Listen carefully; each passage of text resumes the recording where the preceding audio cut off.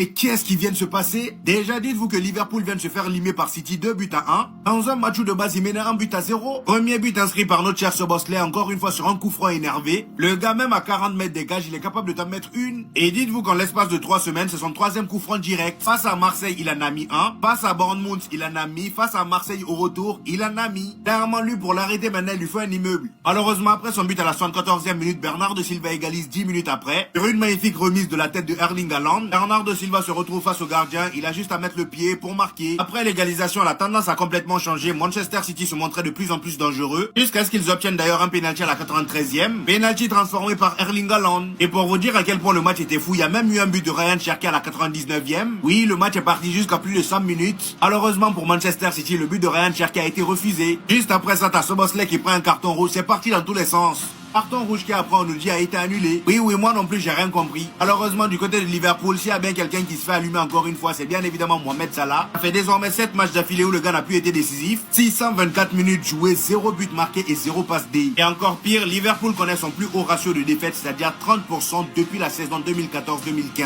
Ah vraiment ça va pas. Non mais là c'est pas possible, ils ont pas osé. C'est aujourd'hui j'ai compris qu'il n'y a pas plus gamin que les supporters parisiens. Est-ce que vous avez vu ce qu'ils ont fait? Déjà dites-vous qu'aujourd'hui juste la mi-temps a suffi pour mettre au fond au soi-disant classico. Avant le match, il y a Dro Fernandez, ancien joueur du FC Barcelone, qui a été présenté par le Paris Saint-Germain. Et là, le match commence. Dès la 9e minute, on a un tacle assassin de Vitinha. Personnellement, vu la violence du tacle, c'est carton rouge direct, mais finalement, ils ont donné juste un carton jaune. Et tellement Marseille était à la rama, juste après cette faute de Vitinha, 3 minutes plus tard, il y a le premier but d'Ousmane Dembélé. But inscrit sur une passe décisive de Nuno Mendes. Et pendant que tout le monde s'attendait à une réaction de Marseille, eh ben non, Ousmane Dembélé n'avait pas encore fini avec eux. Sur une sortie de balle du Paris Saint-Germain, Ousmane Dembélé récupère le ballon sur le côté droit. Devant lui, une première victime. Panne de corps, il le termine. Comme vous pouvez le voir ici, les directions sont pas pareilles. Il y en a un qui va tirer les corners alors qu'il n'y a pas de ballon. Et il y a Ousmane Dembélé juste derrière lui alors que c'est lui qui est censé défendre sur Ousmane Dembélé. Vous voyez un peu. Ensuite, on a un deuxième obstacle qui vient devant Ousmane Dembélé. Encore une fin de corps, il les termine. Apparemment, ils ont failli se rentrer dedans les pauvres Marseillais. Il ne restait plus que le gardien comme obstacle. Bien évidemment qu'Ousmane Dembélé l'a allumé. En fait, dites-vous qu'Ousmane Dembélé, peu importe son état de forme, dès qu'il est devant Marseille, il réactive son prime. Depuis qu'il est au Paris Saint-Germain, il n'y a pas un classico où il n'a pas marqué face à Marseille. Juste après ça, en deuxième mi-temps, comme si le Paris Saint-Germain avait besoin d'aide, il y a Medina qui marque un CSC. Apparemment, l'entraîneur marseillais avait des larmes aux yeux. Ensuite, à Kvaratskhelia qui rentre en jeu à la 63e minute et il marque son but. Anguigny aussi rentre, il marque son but.